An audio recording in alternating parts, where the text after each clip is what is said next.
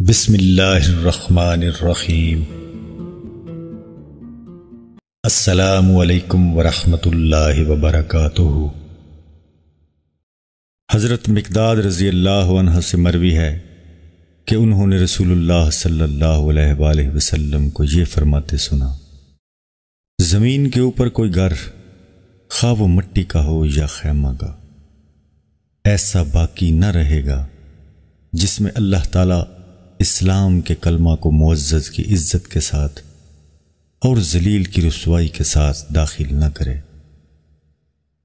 چنانچہ جو لوگ اس کلمہ کو بے خوشی اور صدق دل سے قبول کر لیں گے، ان کو اللہ تعالیٰ معزز مفتخر بنائے گا اور اس کلمہ کا اہل قرار دے گا، اور جو لوگ بے خوشی قبول نہیں کریں گے ان کو اللہ تعالیٰ ذلیل کرے گا، اور وہ لوگ اس کلمہ کے مطیع و فرما بردار ہونے پر مجبور ہوں گے، بائیں طور کے وہ جزیہ عطا کر کے ہی اسلامی ریاست میں رہ سکیں گے۔ میں نے یہ سن کر کہا، پھر تو چاروں طرف اللہ ہی کا دین ہوگا۔ معزز ناظرین، ویڈیو پسند آنے کی صورت میں اس کو لائک اور شیئر کرنا نہ بھولیں۔